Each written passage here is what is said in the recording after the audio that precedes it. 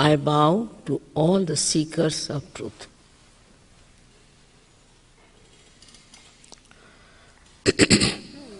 First of all, we have to know what is the truth. People are seeking all over, but they don't know what they are seeking and what should they get after they are seeking.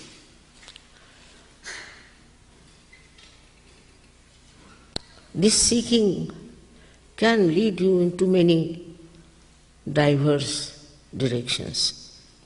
Some of them could be very, very dangerous and absolutely misleading. And many must have also felt that. I'm sure there are many who have found it out, but they think there is no way they can return.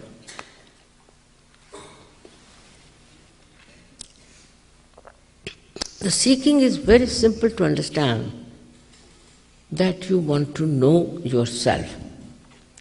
All the time we say, I want this, I like this, I that. But who is this I? What is it? Who is this one myself? What am I? Do I know anything about myself? It's very superficial knowledge we have about ourselves. Everybody has said, all the religions have said, you should know yourself. There's no difference on this point. Actually, in all religions, if you go in the essence, there's no difference. According to time, it was a little bit stressed on one point and sometimes on another point. But the fundamental thing is that you have to know yourself. And how do you know yourself is the point. People will say, do this, give up everything, give up your family, give up everything, wear this kind of dress, cut your hair or shave your hair and all that nonsense. It's so outward. If you put little bit of your intelligence, you will see it's all outward. It's so skin deep, it has no meaning. So what has to happen? We talk of a last breakthrough of the evolution. How do you achieve it? When you are evolved up to the state of human beings, we have to know one thing for definite, that there's something missing within us. Otherwise, world would have been a most beautiful place, the paradise to live in. But something wrong with the human beings, and what is that? Is to understand how we have come through evolution. And as human beings, there are so many things of the animal stage lingering within us. The way we talk, the way we try to appraise others, the way we talk to sort of dominate others, the way we want to snatch everything, the way we are only worried about our food, this, that, all this is not really noble human beings' signs. These are all lingering from that animal instinct. All right, we have to accept, because we are human beings, so they are to be there. The thing so much frightening. But also we have one more thing, that we think. And we think and think and think and think no end of ourselves sometimes. Sometimes we think we should protest for this. Sometimes we feel that we must become very violent. All these things are coming from our human mind. Animals won't be violent for something just for violence sake.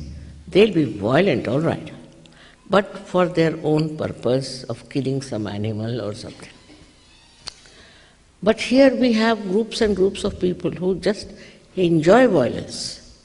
This is another development in the human awareness, I think, that we enjoy destruction of others. But also there is a seeking. This is a sign that people want their evolution. They want to evolve into a better personality. That they want to become something which is complete. Now, how do you achieve it? Now, I must say that we have not achieved our evolution ourselves up to the human level. So, to achieve a higher awareness, there must be some arrangement between us. And that is the arrangement we are not aware of. And that arrangement is that within you is the power, it's your own power to give you this last breakthrough through the awakening of that power. Already you have been told about it. It exists, it is there, and it is the right of every human being to get his self-knowledge, self-realization. Sahaja, Saha means born with you. With you is born the right. And why should we not ask under fundamental rights society that we should have our self-realization, which is your own. It is there already placed within you. You don't have to do anything. Of course you can't pay for it. How much did you pay for your evolution so far? And how can it be different from different people? Because in every human being, this power, which we call as Kundalini, exists, whether he is white, black, yellow, blue, any color. Whether he belongs to north or south, any place. Whether he belongs to this country or that country, they all have this power universally placed in their Kundalini. Even if I say everybody has a heart, so why should you have differentiation? But this mind, this human mind creates this differentiation and this problem saying that, of course, they are not of our country, they don't belong to a group. And like animals, again, we start getting into groups. Groups of different, denomination. Like some people have their fork and spoon put this way, so they are one group. Some people drink coffee, so they have a group like that. We are very good at forming groups. This is also animal instinct, I think, that we try to form groups of such stupid things. And then we can have wars, because we must fight. We are a group, something great, so we should fight others. All these instincts that are within us are inheritance. They have come to us. They say it is in our genes. Still, can we change the genes? Can we transform our personality into something higher? And for that, I tell you, there is a power within us. All of you have that power within you. And what does it give you? It passes through 6 centers, as told to you.